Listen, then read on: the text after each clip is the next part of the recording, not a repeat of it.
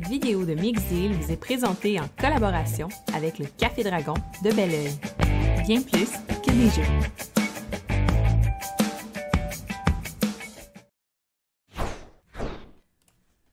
Heureux hello tout le monde, ou bonsoir tout le monde pour ceux qui viennent de se joindre à nous. Donc, on est à la deuxième section de mon live du mardi. Donc, les mardis de 4 à 5, je teste une adaptation digitale de jeu, en fait, de société.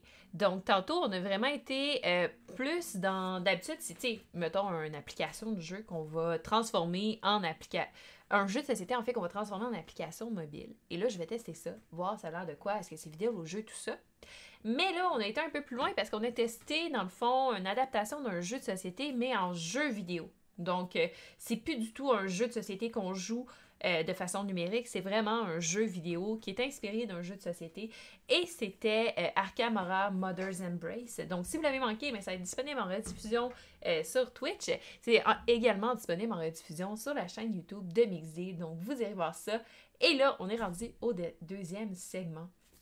Donc, premièrement, je me présente, je suis Sophie de la chaîne YouTube Mixdeal, une chaîne YouTube dédiée aux jeux de société où je fais des reviews, des playthroughs, des unboxings, des vidéos règles, des entrevues, un paquet de choses. Fait bref, si ça vous intéresse, vous irez voir ça. Et Kickstarter Café Hebdo, c'est quoi? C'est ma section de la semaine où je vous parle des Kickstarter intéressants, donc des projets de sociofinancement que j'ai trouvé intéressants.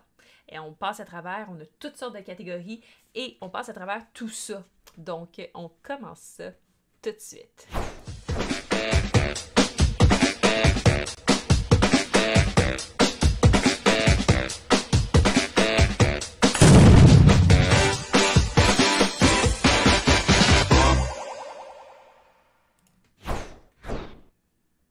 OK, donc la première catégorie, c'est la catégorie que j'appelle Outsiders. Parce que c'est des projets, en fait, qui ne sont pas directement sur Kickstarter, mais qui sont, à tout le moins, quand même intéressants. Et là, on en a parlé, en fait, avant qu'ils soient en ligne, mais je me suis... en fait, il y a des gens qui m'ont dit qu'ils auraient aimé ça qu'une fois qu'ils soient en ligne, que je le représente pour qu'on puisse voir qu'est-ce qui avait été débloqué, tout ça. Et je parle de Robinson Crusoe, l'édition collector qui est présentement sur GameFound. Donc, GameFound, c'est quoi? C'est une plateforme de sociofinancement comme Kickstarter créée par la compagnie Awaken Realms, donc ceux qui ont fait entre autres Nemesis, This War of Mine, Lords of Hellas, Tainted Grail, pour n'en nommer que quelques-uns. Donc, ils ont créé une plateforme de sociofinancement qui est rentrée en fonction cette année. Eh bien, dans le fond, Robinson Crusoe est là-dessus en ce moment. Et il y a pour l'instant 8083 backers qui l'ont, en fait, backé, ce projet-là. Donc, pour amasser un total de 925 426, et ça montre encore. On voit première des choses que le jeu ne sera pas disponible en français, ce qui est un peu étrange. Je suis comme pas trop sûre de ce plan-là parce que, on va se le dire, il y a beaucoup de projets de jeux qui viennent d'Europe. Donc, on sait que le public francophone est un gros public pour les jeux de société. Donc, de choisir de ne pas faire le projet en français, ça laisse à désirer, hein? C'est un peu spécial, c'est Portal Games, d'ailleurs, qui fait le projet, là, pour ceux qui se demandaient. Et là, dans le fond, c'est quoi Robinson Crusoe? Pour ceux qui ne le savent pas, c'est un jeu de survie, un jeu coopératif qui se passe sur une île où on incarne des personnages, en fait, de Robinson, donc entre autres Robinson Crusoe. Et on essaie de survivre, donc ça intègre un peu le survival game avec le worker placement. Fait que c'est intéressant pour ça. Et il y a une version board game qui est déjà disponible partout dans les boutiques avec des scénarios. C'est très très dur. Personnellement, j'ai jamais réussi à gagner même le premier scénario. Fait que c'est peut-être juste moi qui est mauvaise. Mais c'est pas un jeu qui est facile. Et là, ben, ils refont le jeu, mais ils le refont en entier. Comme dans le jeu, une des choses que tu peux faire, puis qu'il faut que tu fasses pendant ton scénario, c'est d'améliorer ton campement pour le rendre plus résistant, parce qu'il y a des événements qui se passent, il va y avoir des intempéries, entre autres, la météo, tout ça. Et ça, ben, ça va faire en sorte que ça va affecter ton campement. Donc, une des choses qu'il faut que tu fasses, c'est le construire un toit, construire des murs, blablabla. Là, tu vas le faire, mais réellement, là, genre en 3D. Ça va être vraiment cool. Juste pour ça, ça semble intéressant. Puis, à part de ça, dans le fond, tu as même des scénarios compétitifs qui ont été débloqués. Ça, c'est intéressant. Tu as une Dice Tower également qui a été débloquée, un scénario d'horreur et une mini-extension, un deck d'invention également. Et tu peux même avoir un cheval. Puis c'est ça, puis en même temps, ils vont faire comme un cover de luxe pour le livre d'aventure. Parlons-en du livre d'aventure, en fait. Si tu veux avoir Robinson Crusoe avec tout ce qui est nouveau, dans le fond, tu vas avoir le jeu de Robinson Crusoe avec les figurines, avec toutes les figurines pour faire le campement, mais également avec un livre d'aventure. Et ce livre d'aventure-là contient à peu près 50 scénarios. Tu sais, parce que dans Robinson Crusoe, t'en as, je sais pas combien, là, mais tu sais, autour d'une dizaine un nombre respectable de scénarios, considérant que tu vas les refaire à l'infini avant de réussir à les passer, si t'es moi. Puis de toute façon, c'est pas de l'histoire, tu sais, fait qu'on s'en fout un peu. Mais, dans le fond, là, tu rajoutes un livre avec plein de scénarios inédits. Si tu veux juste ça, c'est 30 €. Si tu veux juste le jeu, c'est 85 €. Et là, ils ont également fait, dans le fond, le livre d'aventure, puis un upgrade pack. Mettons que toi, tu as le jeu Robinson Crusoe à la maison, puis que tu veux pas acheter de nouveau le jeu. Ben à ce moment-là, tu peux acheter juste le upgrade pack pour que ton jeu devienne, tu sais, plus deuxième édition, un peu plus de luxe, puis avoir des figurines, tout ça. Il y a des group pledge également. Tu peux aussi acheter des extensions. Tu peux acheter Mystery Tales et Treasure Chest. Et tu peux faire des group pledge. Bref, il y a plein de choses. Et les stretch goals, ben on les a vus, ce que ça a été débloqué. Quand même une couple de choses intéressantes. Et là, ben tu peux acheter du bling bling pour ton jeu. Fait que tu peux acheter, dans le fond, un playmat en néoprène, des dés d'horreur qui sont en bois, en fait, ou des ressources en résine à place d'avoir des belles petites ressources en bois, parce qu'il me semble que dans la version plus récente de Robinson Crusoe, les ressources étaient en bois, avec des petits meeples. Puis dans le fond, tu peux avoir des sleeves pour tes cartes et un board de remplacement. J'imagine si tu as peur qu'un jour il te pète. Fait que bref, c'est ça. Et les figurines sont très très belles.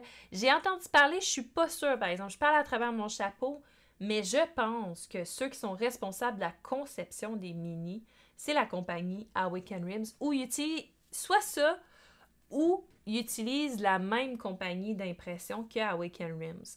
Donc, même compagnie de confection de figurines, qui est une compagnie qui est très, très, très bonne, on s'entend.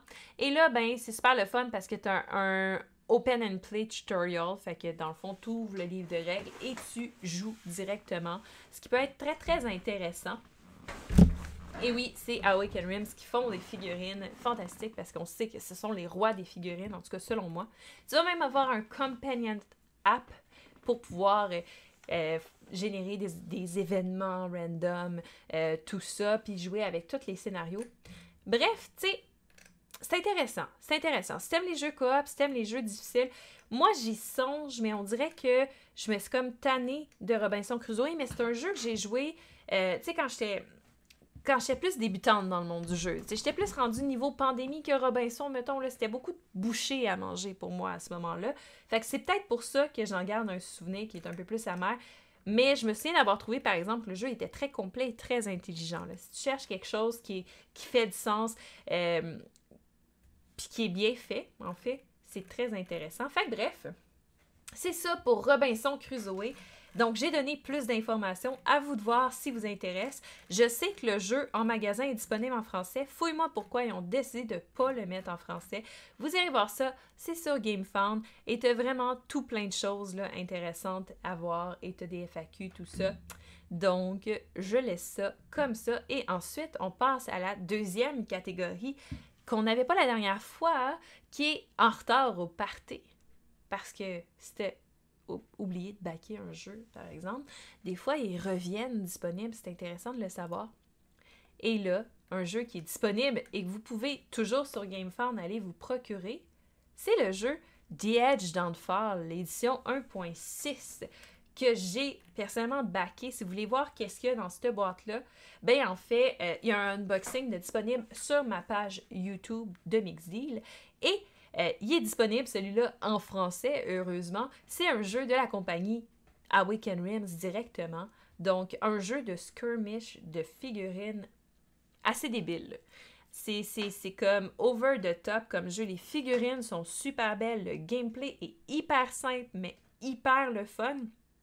Puis en fait, c'est ça, le but étant de se battre entre les factions. C'est comme un tug of war pour faire venir le jeton de points de victoire complètement de ton côté pour mettre fin à la partie. Tu calcules les points de victoire selon les unités que tu as réussi à tuer.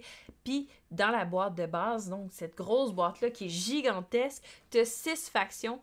Mais comme si c'était pas assez, en fait, en plus de pouvoir avoir ce mode-là skirmish, tu as également le mode campagne. Fait que tu as 3 campagnes dans la boîte de base. Chaque campagne est assez complète, va prendre plusieurs heures, plusieurs parties à faire, autour d'une quarantaine d'heures, je te dirais, par campagne. Et c'est 2 factions qui vont s'affronter tout le long de cette campagne-là. Et tu sauvegardes tes progrès, tu développes cette faction-là tout le long. Il y a une histoire, c'est super intéressant. Bref, pour vrai, si vous aimez ce genre de jeu-là, c'est très dispendieux, mais allez jeter un coup d'œil quand même, ça peut valoir la peine.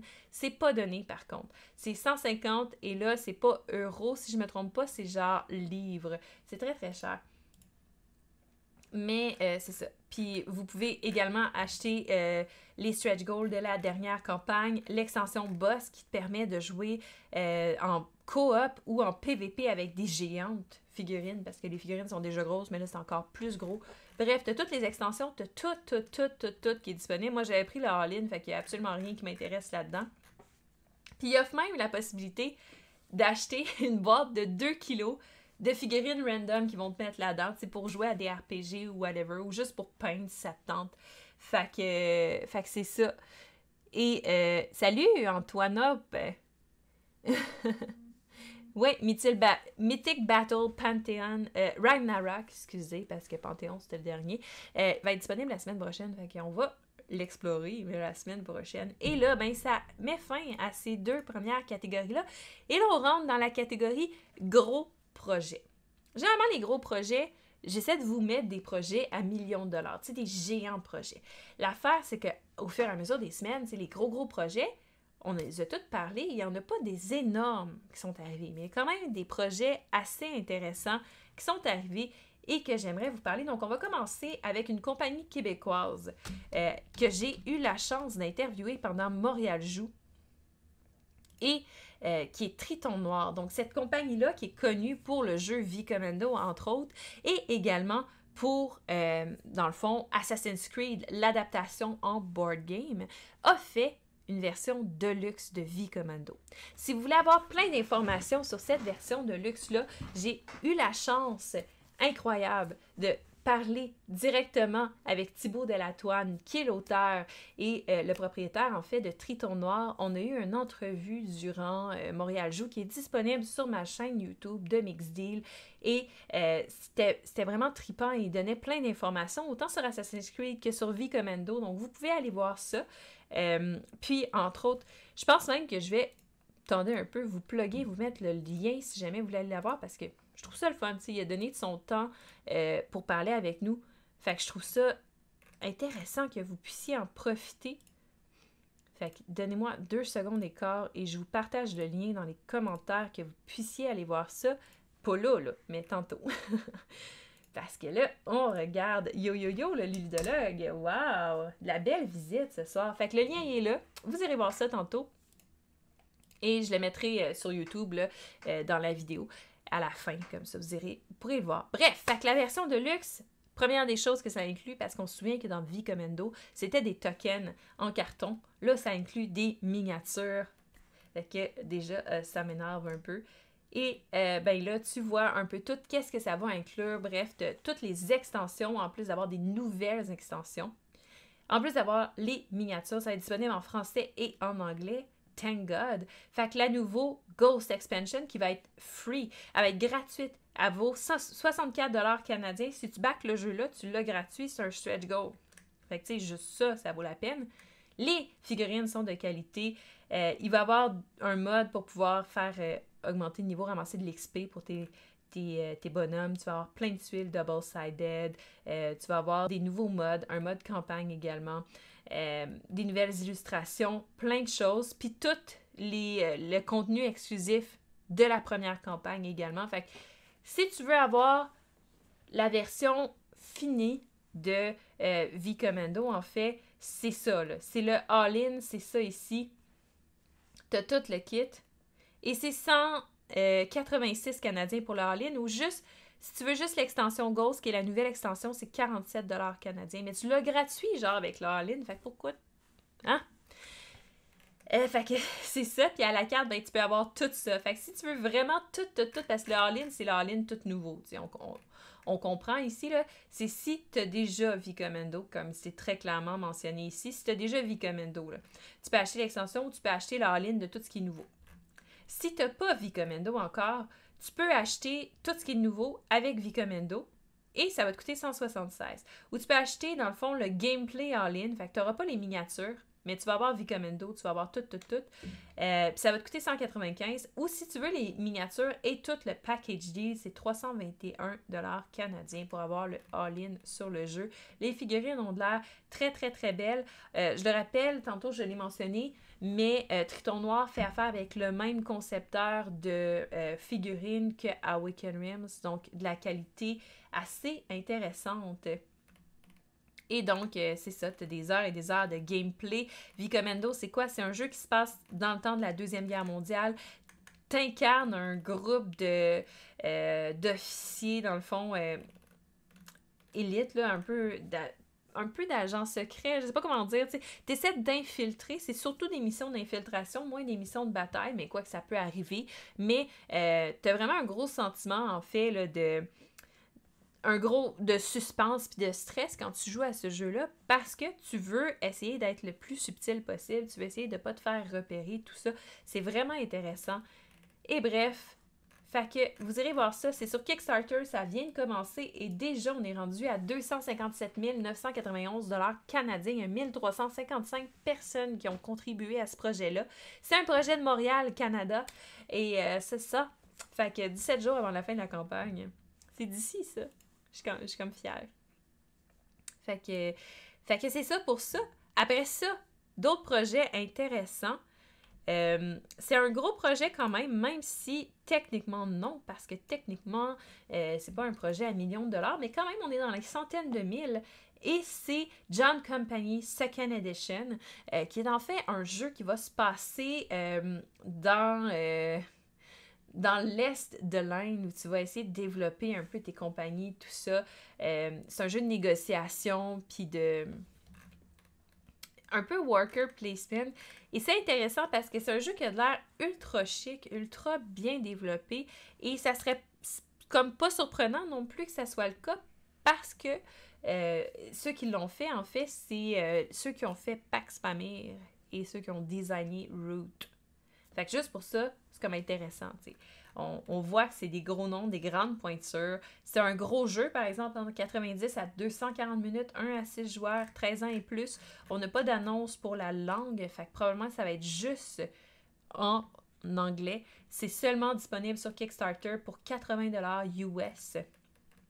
Ça a l'air très très beau, très très chic comme jeu. Et là, tu as plein de add-ons. Tu peux même t'acheter Pax Pamir. Il n'est pas disponible nulle part, ce jeu-là. Fait que si tu veux l'avoir, tu peux même t'acheter les pièces de métal pour Pax Pamir en plus. Fait que, ok, je vois des conversations dans le chat. Parfait. Fait que, bref, ça va être très très cool. C'est une seconde édition, fait qu'ils ont tout reboosté pour que ça soit plus beau. Vous voyez les différences entre les deux éditions si vous le connaissez. Et sinon, ben, il y a plein de vidéos, tout ça. Et c'est Canada friendly pour le shipping, fait que vous ne paierez pas de frais de dédouanement. Et en plus de ça, comme j'adore de ces campagnes-là, puis qui commencent à faire de plus en plus souvent, tu peux le jouer sur Tabletop Simulator. Donc, why not? On va l'essayer d'avance, vois si ça te plaît.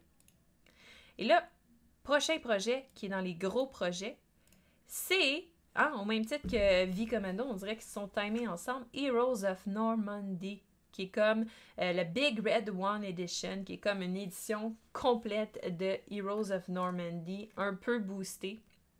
Va être disponible en anglais, en français.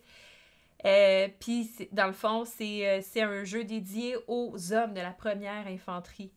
Fait que qui a justement dans le truc de Normandie, là. Vous voyez mes grandes connaissances historiques. Je m'excuse. Mais bref, encore une fois, un jeu de guerre super intéressant avec des dés. Et ben là, en fait, t'as la boîte de base, t'as les extensions aussi. Ils ont comme tout refait. Et ils ont même fait un rangement qui a l'air assez cool quand même pour ranger le tout dans une géante boîte de storage. Et là, ben, tu peux avoir tout du jeu de disponible. Fait que si jamais vous êtes des fans de Heroes of Normandy ou si jamais vous voulez vous introduire à cette franchise-là, ben là, vous avez les choses ici. Donc, si vous achetez l'extension Cowboy, c'est dans le fond le Upgrade Pack pour upgrader votre jeu pour le rendre à jour. C'est 45$ canadiens ou 30€. Sinon, si vous achetez la boîte de base et tous les trucs promotionnels, les stretch goals, en fait, c'est 52$ canadiens ou 35€. Si vous achetez la boîte de base, les trucs promo, puis les stretch goals, c'est la même chose que là. Ah, ok, non, c'est des trucs promotionnels, mais pas de stretch goals dans celle-là. Fait que si tu veux les stretch goals, c'est 97$, 65€. Et là, si tu veux tout, c'est 163$ canadiens ou 110€. Et là, il y a plein de vidéos, plein de choses. Super intéressant. Fait que Heroes of Normandy Big Red One Edition. Allez voir ça. Et le dernier qui rentre dans cette catégorie-là, et qui est intéressant, je connaissais pas cette franchise-là, c'est une franchise qui se passe dans un monde western. Moi, c'est une thématique que j'aime beaucoup. Il reste 4 jours à ce projet-là. Il y a 738 personnes qui ont contribué pour un total de 144 582$ canadiens. Et dans le fond, c'est un jeu qui se joue de 2 à 4 joueurs ou plus avec des extensions. Et c'est un jeu de shoot 'em up tactique, facile à apprendre pour 2 ou plus joueurs, où les parties ne seront pas pareilles, où dans le fond, vous allez vous affronter dans un univers western. Fait que c'est intéressant. Et ça propose tout plein de choses. Puis les composantes ont de l'air super belles aussi, avec des figurines, tout ça. J'aime un peu moins le fait que les figurines sont de couleurs différentes, là, je trouve. Mais je comprends le principe. Là. Je pense que je fais partie de celles qui préfèrent avoir des figurines grises, faciles à peinturer, puis que tu as juste des bases de couleurs pour les distinguer que d'avoir des figurines de couleurs. Mais bref, fait que dans le fond, à 52$, tu vas avoir dans le fond le starter set puis tout ça en PDF, print and play, 80. En fait, on va aller voir là. Fait que c'est le PDF avec le starter set et tout pour 52$ US. Pour 97$ US, tu as le jeu en PDF, mais tu as le starter set et des extensions et toutes les stretch goals. Ça fait 123$ canadiens. Et pour 164$ canadiens, tu as toutes les extensions et ainsi que le fichier PDF, probablement pour pouvoir y jouer à l'avance. Bref. Fait que t'as plein de choses. Allez voir ça si ça vous intéresse, les jeux de skirmish et tout. Et si je me trompe pas, on va descendre à la fin, voir. Mais ça vous explique toutes les pledge levels, tout ça. Et le shipping, fait que non, ok. Lui, il n'est pas jouable sans, dans le fond, posséder la copie. Après ça, dans le fond, l'autre catégorie après, c'est les jeux qui, dans le fond, n'ont pas rapporté des centaines de milliers de dollars, mais que je trouve prometteurs, fait qu'ils sont intéressants. Cette semaine, il y en avait vraiment beaucoup, fait qu'on va passer à travers une coupe. Donc, pour commencer, un que j'ai trouvé super beau par son style, dans le fond, artistique, que je trouvais super intéressant, c'est Solani plus The Girl Who Made the Stars. C'est 2 jeux en un, qui quand même se rapproche des centaines de milliers de dollars. Donc, très, très intéressant. C'est Final Frontiers Games qui ont fait ça. Ils ont fait quand même une coupe de jeux Final Frontiers. Donc, c'est pas une nouvelle compagnie. On sait qu'ils font de la qualité. Et ils vous proposent 2 nouveaux jeux mixés en une campagne Kickstarter. Donc, Solani qu'on voit ici, qui est un jeu en fait abstrait de placement de tuiles, comme on peut voir là. Qui a l'air très beau, la production a de l'air super belle. Si vous aimez. Et c'est comme les plateaux, c'est des tapis. C'est super intéressant. Fait que si vous êtes quelqu'un qui aime ça, justement, les jeux abstraits de placement de tuiles et de draft, c'est intéressant. Ça se joue en solo également. Fait que vous irez voir ça. En plus, la campagne Kickstarter, très belle qualité avec des belles animations. Il y a le livre de règles disponible. Vous avez même une vidéo de comment jouer. Et vous avez The Girl Who Made the Stars, qui est, dans le fond, un autre type de jeu. Moi, c'est plus lui qui m'a accroché. Je le trouvais vraiment beau. Je trouvais que le style artistique de ce jeu-là était super bien réalisé.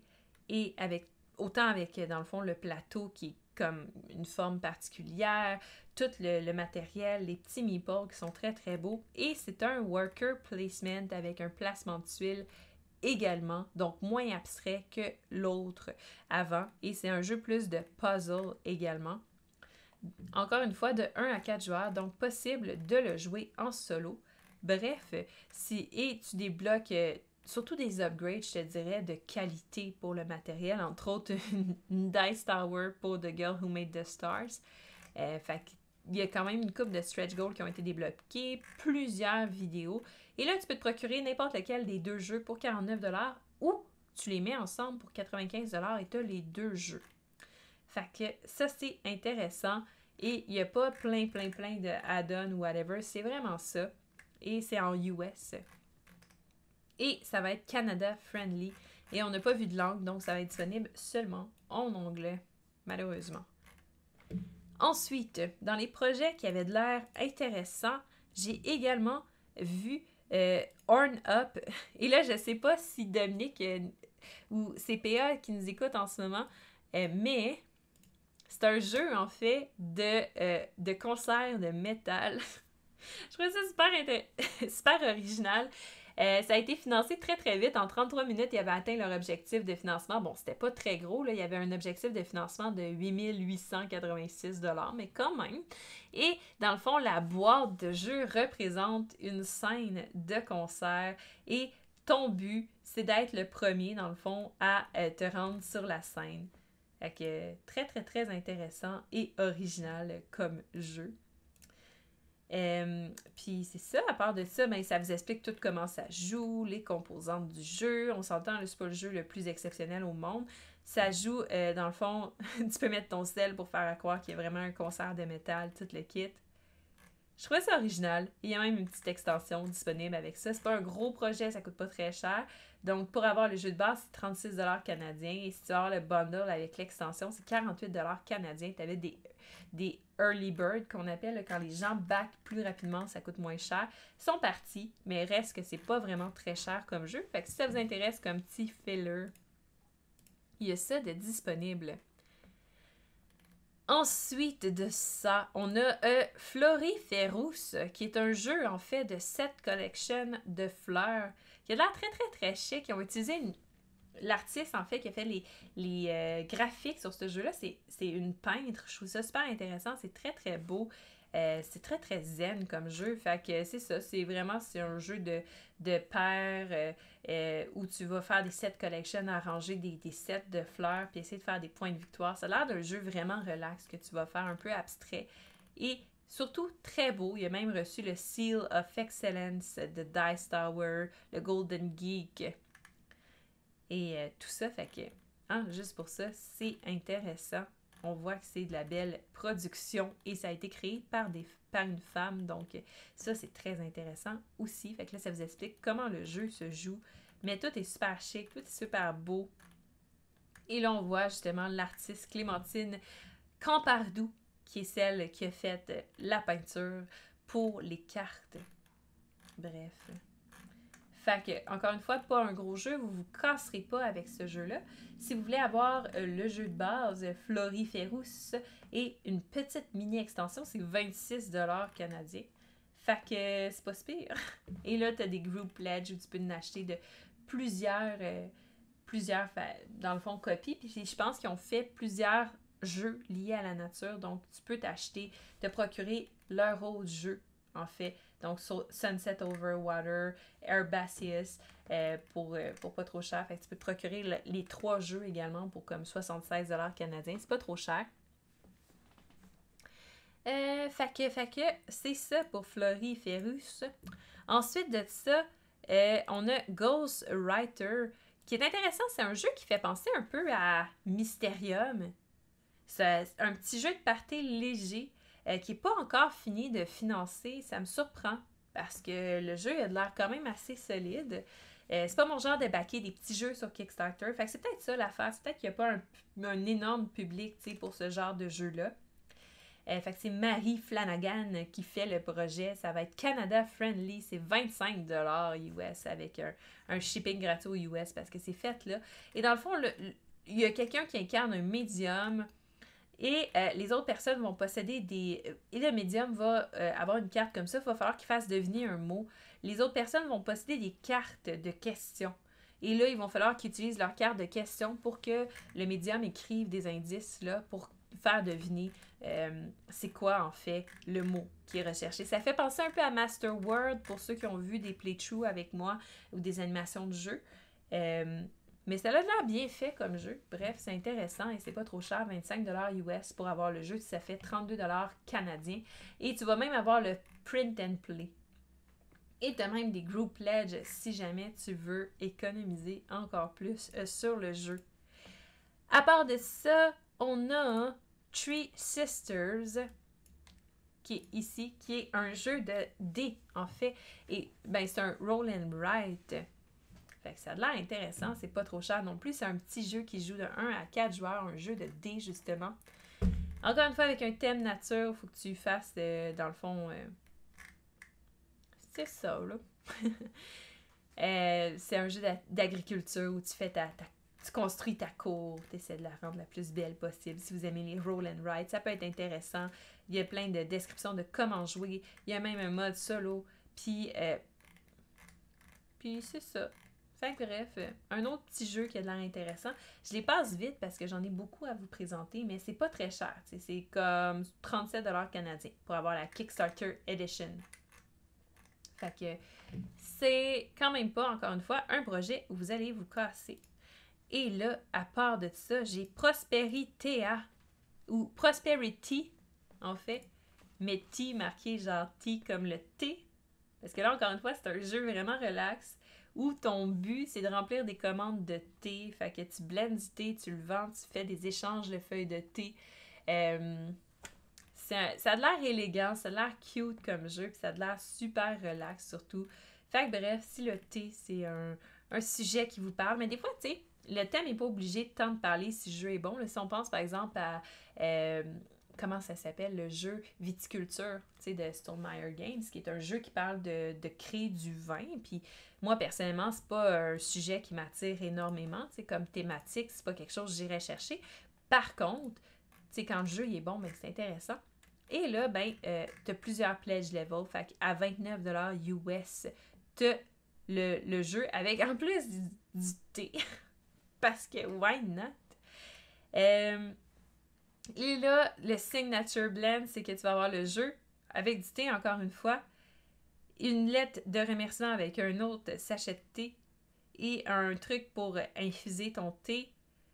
Et là, en plus, tu vas avoir une boîte en bois à la place à 85$. Puis à 275$, ça c'est un peu intense, là, mais t'as comme la version all-in, là, Kickstarter, que dans le fond... Puis c'est seulement au States et au Canada que ça livre, c'est intéressant pour celui-là. Mais t'as le jeu avec une boîte de remerciements, la boîte en bois, 3 sacs de thé, ton truc pour infuser, puis un truc de 3 onces de tea blend, je sais pas c'est quoi. Plus toutes les stretch goals et add-ons. Puis, dans le fond, tes pièces en métal. Je sais pas à quel point ça vaut la peine de se casser pour ça. Mais bon, c'est intéressant, c'est cute. C'est assez original comme concept. J'avais le goût de vous en parler. À part de ça, on a Escape Game, A Killer in a Box, qui est un jeu d'escape room un peu, mais un puzzle narratif. Un peu comme ce qu'on vient de faire, mais sûrement en plus intéressant, qui va être disponible en anglais et en français, entre autres en espagnol également. Dans le fond, Puis c'est un jeu de mystère. Fait que pour ceux qui aiment ça, les jeux de style détective, les jeux de style Unlock, Exit, tout ça, ça va être super intéressant. Fait que ça va utiliser, dans le fond, des sites internet, la boîte, il va y avoir des enveloppes et un matériel de qualité, bref. Fait que si vous voulez aller voir de quoi il en retourne, vous pourrez aller sur Kickstarter pour regarder. Puis là, on voit qu'ils l'ont débloqué, pas dans toutes les langues, mais ça devrait s'en venir bientôt. Tu as même des démos sur comment ça se joue. Mais tu utilises Internet. Ça fait penser beaucoup à Détective, je te dirais, comme jeu. Ou peut-être un peu... peut-être Unlock un peu. Fait que c'est ça. Et là, si tu veux avoir... Ben là, tu peux acheter de la merch, là. Mais si tu veux avoir le jeu en tant que tel... The Game Early Bird, encore disponible pour 98$ canadiens. C'est quand même cher. Puis c'est censé être à 35$ de discount de combien ça va coûter dans les magasins. Fait que c'est pas un petit jeu, celui-là. Mais le principe a de l'air intéressant. Puis je me vois bien jouer à ça avec mes amis, entre autres. Je sais qu'Elsa, c'est le genre de jeu qu'elle va aimer. À part de ça, il y a Mixtape, qui est un jeu original. Dans le fond, Director's Cut, parce que c'est comme une deuxième édition, si on veut, qui a été financée très, très rapidement.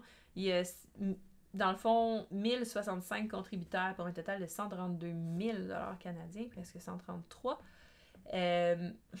Puis c'est ça. Puis en plus, il y a plus d'extensions et des miniatures. Et dans le fond, c'est ça, avec des nouvelles mécaniques, tout ça, tout a été upgradé. C'est un jeu où 2 à 6 joueurs, dans le fond, vont terroriser une ville et compétitionner pour avoir le meilleur killing spree, là, dans le fond, le meilleur... Ben c'est ça, série de meurtres, si on veut, fictionnels, que les autres vont se souvenir. C'est inspiré de films, donc on voit de quel film c'est inspiré. C'est intéressant. Et bref, pour ce jeu-là, c'est 32$ canadiens pour le Slasher Mini Pack qui va être... je pense juste à une extension, mais si tu veux Mixtape Director's Cut Base Game, là, c'est 62$ canadiens. Puis si tu veux le All-In Deluxe, c'est 87$ canadiens. Fait qu'on peut regarder rapidement, défiler, qu'est-ce qu'il y a dans la boîte. Je trouvais ça original. Bref, si vous êtes des fans en plus de films d'horreur, tu sais, ça recrée un peu cette expérience-là. Fait que ça, c'est intéressant. Et c'est Mixtape. Et là, on tombe à une nouvelle catégorie que j'ai rajoutée aujourd'hui, qui est comme pas plus d'argent. Parce que je me demandais, des fois, tu sais, tu regardes des jeux, t'es comme, hey, je comprends pas pourquoi ce projet-là n'a pas été plus financé sur Kickstarter. Me semble qu'il aurait mérité d'avoir plus d'argent sur le projet, parce que le projet a l'air quand même intéressant. Et celui-là, il faut lui donner une chance parce qu'il vient d'arriver sur Kickstarter, mais il y a juste 10 contributeurs jusqu'à date. C'est un jeu de stratégie, en fait, sur un board. C'est sûr que le projet en tant que tel manque peut-être un peu d'illustration, tout ça, mais ça avait de l'air quand même intéressant. Ça ressemble à ça, le jeu. Fait que c'est un jeu tactique là, d'attaque où 2 joueurs vont s'affronter, un peu comme aux échecs, mais avec d'autres pièces. Bref, je trouvais ça quand même intéressant comme principe, mais c'est le premier projet de monsieur Miles Kovlin. Fait que c'est peut-être pour ça. Puis c'est un petit monsieur de 14 ans qui a fait ça. Fait que quand même, c'est impressionnant pour ça. Fait que ça, c'est pour le premier. Et l'autre que je comprenais pas pourquoi il avait pas été plus financé que ça, et aussi qui m'a fait bien rire, là, j'étais comme, pour vrai, ils ont créé un jeu de ça, c'est Grapple Maniacs, qui est un jeu de lutte sur table. Ça a de l'air intéressant. Il y a quand même de l'air bien monté, tu sais, avec les figurines, les cartes, les graphiques ont de l'air cute. Il y a juste 26 personnes qui l'ont backé jusqu'à date. C'est un premier projet, ça paraît, parce que c'est pas un jeu qui a de l'air d'avoir énormément de matériel, mais qui a besoin d'un coût de financement assez élevé. Donc, c'est le premier projet de quelqu'un. C'est peut-être pour ça que, justement, ça n'a pas lancé aussi bien. Mais bref, c'est de recréer un match de lutte et de compétitionner pour être le meilleur. Ça joue de 2 à 4 joueurs. Je trouvais ça intéressant, bref. Fait que si vous aimez la lutte, ça peut être intéressant de le backer. C'est sûr que sur Kickstarter, tout le temps un petit peu plus impressionnant de backer un jeu de quelqu'un que c'est son premier projet parce que tu ne sais pas à quoi t'attendre. Et si tu veux le jeu de base, c'est 70$ canadiens ou 55$ US. Et là, si tu veux le jeu de version pro, là, et tu vas faire partie de la crowd sur le jeu, sur les cartes en fait, ben c'est 190$ canadiens ou 150$ US. Et là, ben si tu veux le Custom Edition, c'est une version qui va être faite avec toi. Fait que si tu veux faire partie du jeu, ils vont le faire, mais c'est 631$ canadiens. Fait que sort l'argent. Fait que bref, c'était ça. C'est des choses intéressantes. Et là, on va aller plus rapidement parce que ben c'est ça, hein, si on veut passer à travers tout. Fait que bric-à-brac, j'avais une couple de choses à vous montrer, mais c'était pas super intéressant. Bric-à-brac, c'est des choses qui ont rapport avec les board games, mais qui sont pas des jeux en général. Fait qu'on va passer à Inusité, qui est comme ma catégorie où je vous montre des jeux que je suis comme, ah, ok, tu sais, j'aurais pas pensé à ça. Je trouve ça intéressant. Fait que première chose, c'est Clash of Deck, qui est un jeu, dans le fond, qui se joue de 2 façons, en duel ou en solo. Et c'est gratuit. Fait que tu payes juste le shipping. Fait que ça, c'est intéressant parce que t'as 9000 personnes qui ont backé le jeu, ok? Mais tu payes juste 2€ pour le shipping, là, littéralement. Là. Si tu regardes ici, tu reçois le jeu avec les cartes uniques, tout ça, et la boîte pour ranger le jeu. Et c'est 3$ canadiens que tu payes. Mais il y a tellement de gens qui ont contribué au jeu. Et d'ailleurs, ça va être disponible en français parce que ça vient de France, que ils ont ramassé quand même 45 939$ canadiens. Fait que j'espère qu'ils vont avoir un discount sur le shipping. Ils vont se faire un peu d'argent avec ça. Je trouve ça intéressant.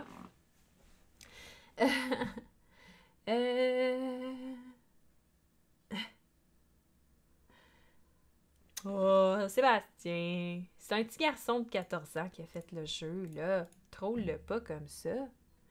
Après ça, dans les projets inusités qui ont de l'air quand même intéressants, ça a de l'air intéressant dans le sens que, tu sais, c'est un principe un peu à l'hostie de jeu, là. Fait que c'est peut-être pas pour le public gamer qui regarde mes vidéos. Moi, j'étais comme, bon, mais peut-être ça peut intéresser les gens. Tu sais, c'est un jeu où il y a quelqu'un qui va proposer, dans le fond, une situation, là. Il va nommer une carte. Là, les gens vont falloir qu'ils choisissent si that's dope, fait que c'est cool, ou that's nope, dans le fond, qu'ils veulent pas. Et là, il faut que la personne devine qu'est-ce que les gens vont avoir voté. Fait que c'est un peu un jeu pour apprendre à se connaître, si on veut. La personne qui le fait, ben, c'est son premier projet. Mais la vidéo, tout ça, ça a l'air bien monté quand même comme projet. Puis c'est un projet qui est financé quand même limite, là, ça fesse, mais il est financé. C'est pas très cher. Tu l'as en print and play pour 19$ canadiens. Si tu veux avoir des bonus en plus, c'est 28$ canadiens. Et si tu veux avoir le jeu officiel, c'est 42$. Le petit garçon, il a de l'air sympathique. Fait que bref, si vous voulez un petit jeu de party dans le style, tu sais, no brain, un peu le style jeu, ben c'est ça. Puis si tu veux un autre jeu de party, un peu le style jeu, un peu no brain, I Would Kill Hitler, qui a quand même de l'air plus intéressant et qui a ramassé également plus d'argent. Donc, il est rendu à 46 000$ quand même. Et c'est Chris Porty qui l'a créé et c'est son premier projet à lui aussi. Fait que dans le fond, c'est vraiment simple. Il y a quelqu'un qui va jouer une carte de mise en situation et chaque personne va devoir jouer une carte de ses mains pour dire qu'est-ce qu'il va faire, comment il va approcher cette situation-là, ce qui va mener à des mises en contexte assez rigolotes. Là. Vous irez voir la vidéo, ça avait l'air quand même de se tenir comme projet. Tu sais, par exemple, you are le champion du monde de 2009 de Hide and Seek. Fait que dans le fond, c'est des cartes des plot cards, dans le fond, que tu vas avoir en main. Fait que ça peut être des habilités, ça peut être des quittés, des dialogues, des items, des éléments d'histoire. Et il y a une personne qui va avoir, dans le fond, la mise en situation, puis qui va te demander comment est-ce que tu vas faire ça. Des cartes hypothétiques. Bref, ça peut être intéressant. Fait que c'est le Early Bird en ce moment. Fait que si vous voulez l'avoir, c'est 24$ canadiens. C'est pas très très cher. Et après ça, ben, ça va monter à 32$ canadiens si vous le backez pas très très vite.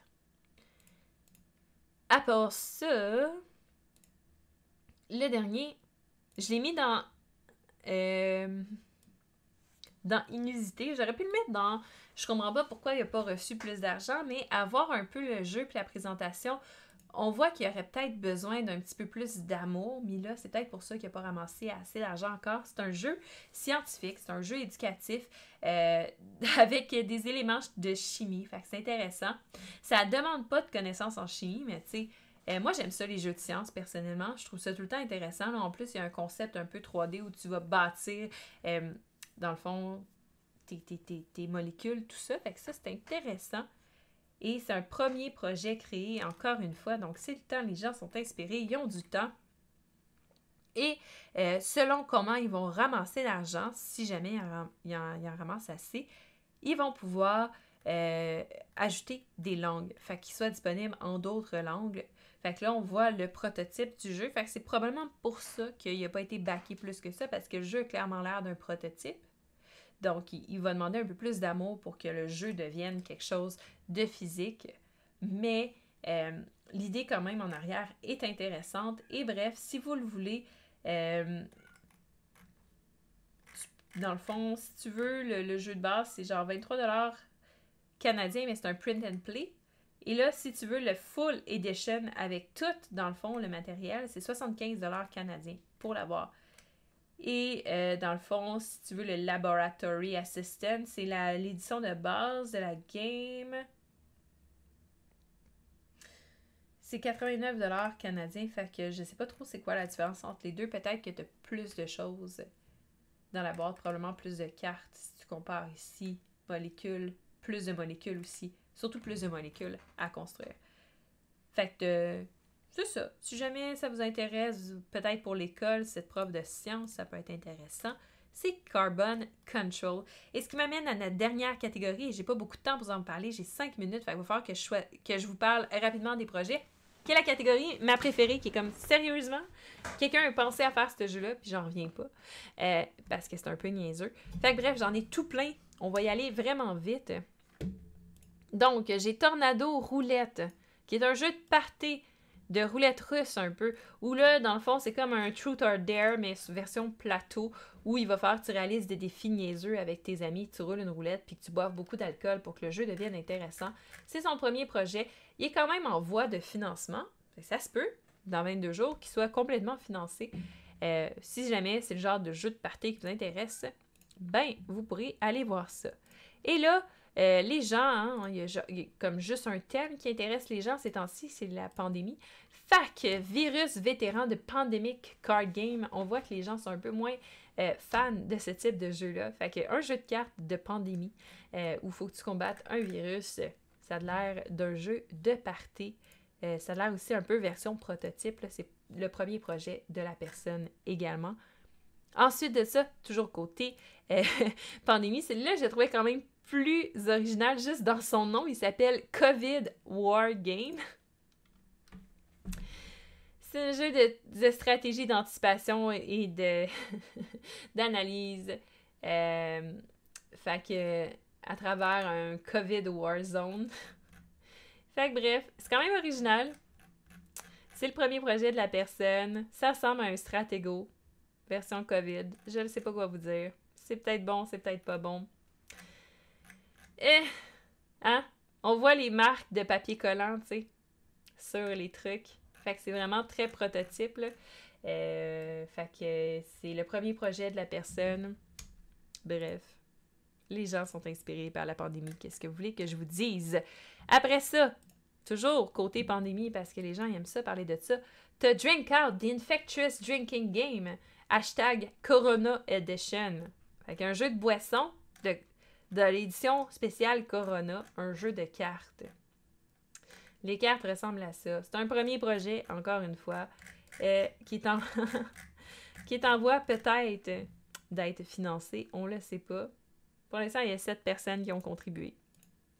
Fait que, à À part la COVID, qu'est-ce qui intéressait les gens cette semaine? Mais même thème que la COVID, qu'est-ce qui intéressait les gens pendant la COVID aussi? Les trucs de toilette, le papier de toilette. Fait que t'as Dirty Toilet Game, mais celui-là, il a été financé. Mais moi, pareil, je reste un peu flabbergastée de ce jeu-là, qui est, dans le fond, le but, c'est de te débarrasser des caca et d'accumuler des toilettes propres. C'est pas mal ça, le but du jeu.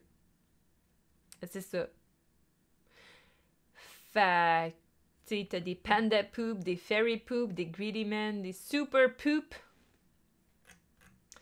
Est-ce que j'ai besoin de vous en mentionner plus? Fait que si ça vous intéresse, il est totalement financé. Fait qu'il va voir le jour. C'est The Dirty Toilet Card Game. Après ça, toujours dans l'ambiance des toilettes, mais celui-là, pour vrai, c'est un peu intense. Ça s'appelle Bosch Poo. Dans le fond, c'est un jeu de course pour te rendre sur le top de la montagne pour pouvoir faire caca. Parce que t'es en randonnée pis t'as envie de faire caca. C'est ça. Je sais pas quoi vous dire de plus. Le jeu ressemble à ça.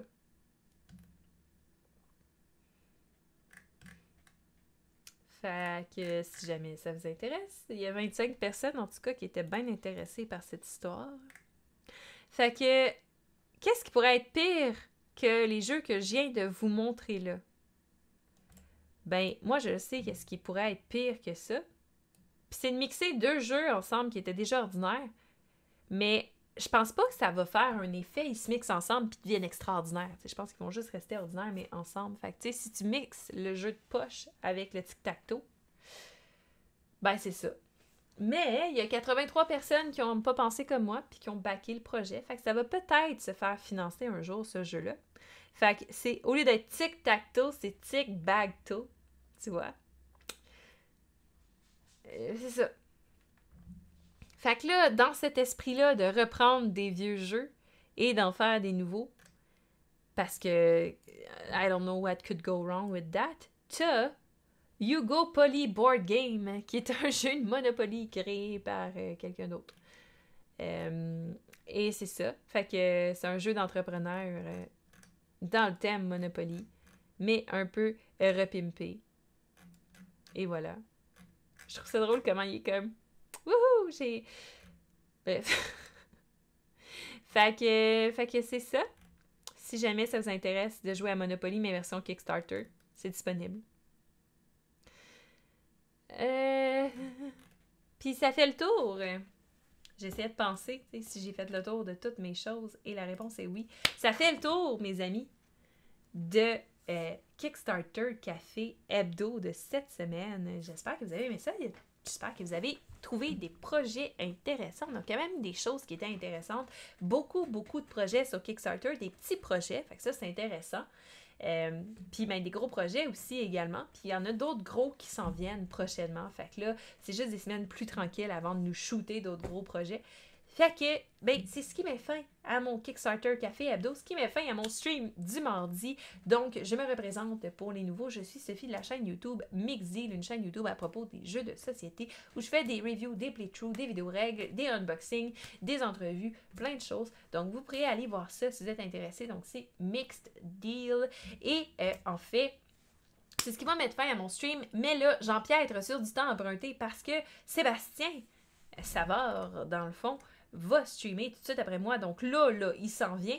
Et il s'en vient avec son stream où il va jouer un jeu d'elfe. Donc, tout de suite, ça s'en vient. Je vais vous laisser avec Sébastien. Et ben merci beaucoup d'avoir été là. Et on se revoit mardi prochain pour d'autres tests d'application et de Kickstarter également. Fait que, bonne soirée tout le monde. À la prochaine.